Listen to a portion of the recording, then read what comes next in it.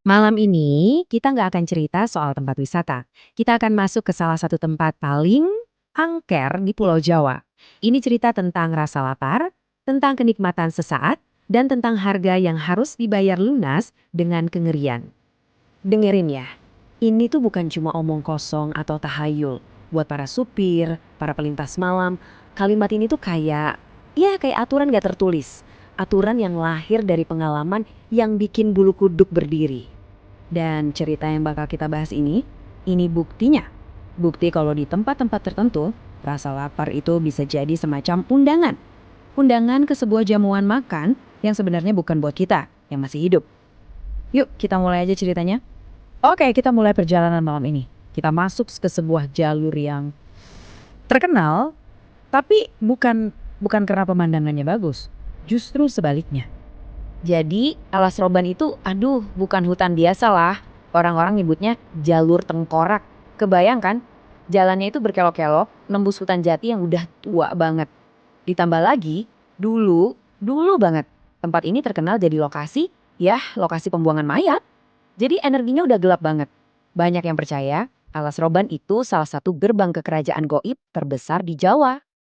Nah, tokoh utama kita malam ini namanya Pras. Bayangin aja, dia seorang sales marketing. Udah capek banget seharian kerja, ngejar target. Cuma pengen cepet-cepet pulang. Dan sialnya, dia nyetir sendirian. Malam itu, malam Jumat Kliwon. Lewat jalur mana? Ya jalur paling angker yang bisa dia lewatin. Dan disinilah masalah dimulai. Tepat jam 11 malam, hujan mulai turun. Deras. Semenit kemudian, cetek, mesin mobilnya mati. Gak lama, semenit setelah itu, semua listrik di mobilnya padam. Total. Lampu mati, radio mati, hening. Bayangin, gelap gulita, sunyi senyap di tengah-tengah Alas Roban. Pras panik, jelas. Tapi di tengah rasa takutnya itu, ada satu hal lain yang mulai mengambil alih. Rasa lapar. Perutnya mulai keroncongan. Dan justru di saat itulah, undangan itu datang. Dari tengah kegelapan.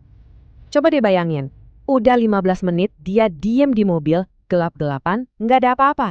Tiba-tiba, dia ngelihat ada cahaya. Cahaya oranye dari tenda warung di pinggir jalan. Dia bisa baca spanduknya. Pecel lele Lamongan, Cak No. Akal sehatnya langsung teriak, ini nggak mungkin. Tapi perutnya bilang lain, perutnya udah nggak bisa diajak kompromi. Dan logikanya Pres benar-benar kalah telak. Kenapa? Karena dari warung itu kecium wangi yang luar biasa. Wangi sambal terasi digoreng, terus wangi lele yang baru dicemplungin ke minyak panas. Sreng, duh, aroma itu nyata banget, ngegoda banget. Kayak narik Pres keluar dari mobil, persis kayak laron yang gak bisa nolak cahaya. Tapi pas masuk, suasananya aneh banget. Warungnya rame, penuh, tapi sepi. Gak ada yang ngobrol. Semua pengunjungnya itu makan dengan lahap yang agak mengerikan, kayak orang kelaparan bertahun-tahun. Yang kedengeran cuma suara kunyahan basah, cek, cek, cek, cek, sama suara sendok ketemu piring. Penjualnya, seorang nenek-nenek yang dari tadi ngebelakangin dia terus, seolah-olah ada yang disembunyiin. Tapi ya udahlah, semua keanehan itu kayak langsung lenyap gitu aja pas pesanan Pras dateng. Nah, disinilah puncak kenikmatannya dimulai. Kata Pras sendiri, ini bukan cuma sekedar enak, rasanya itu meledak di mulut. Daging lelenya itu manis, gurih, luarnya garing, kriuk, tapi dalamnya lembut. Sambalnya pedes nampol, tapi ada manis-manisnya gitu yang bikin nagih. Gila, ini kayak nemuin harta karun kuliner di tengah hutan. Pras langsung lupa segalanya. Bener-bener makan kayak orang kesurupan. Nasi abis, nambah.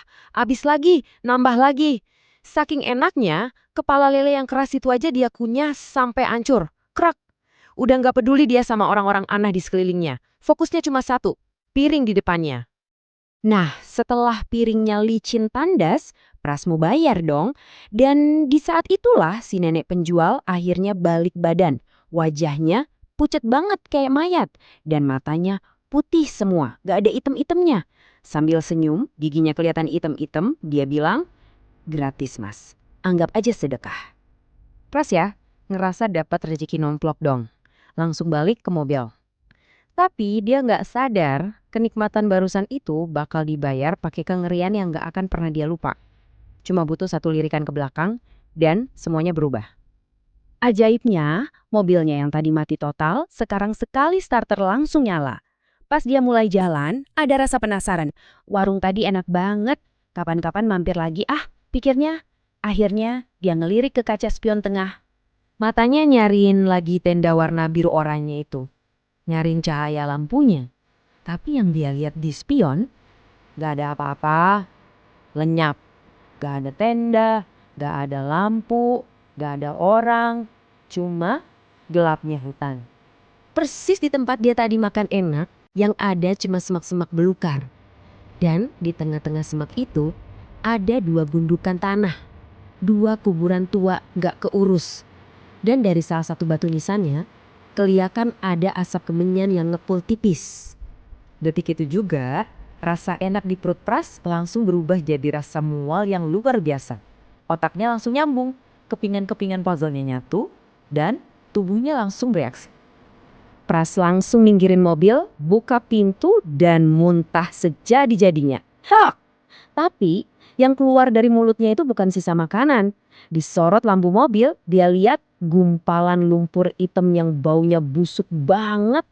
Terus ada potongan kulit hewan berbulu, kayaknya kulit tikus. Dan yang paling bikin dia mau pingsan, ada belatung-belatung hidup menggeliat di atas muntahannya sendiri. Badannya gemeteran, antara jijik sama takut. Pras akhirnya sadar, dia baru aja makan sesajen dari kuburan itu. Dia baru aja ikut makan bareng sama para penunggu alas roban. Dan tepat saat dia sadar, dia dengar suara terakhir dari warung tadi. Dari arah kuburan tadi, kedengeran suara nenek-nenek ketawa cekikikan. Suaranya kayak bisikan di angin malam. Enak tole, sering-sering mampir yo. Gak pakai mikir, Pras langsung loncat ke mobil. Tancap gas sekencang-kencangnya dan gak pernah berani noleh ke belakang lagi. Cerita Pras ini jadi pengingat yang bikin merinding. Kalau di jalanan sepi tengah malam, kadang warung pinggir jalan itu bukan tempat buat ngilangin lapar, tapi justru tempat kita jadi bagian dari jamuan mereka. Jadi pertanyaannya sekarang buat kamu. Lain kali kalau kamu berhenti makan di tempat yang asing dan sepi, kamu yakin siapa yang masakin makanan buat kamu?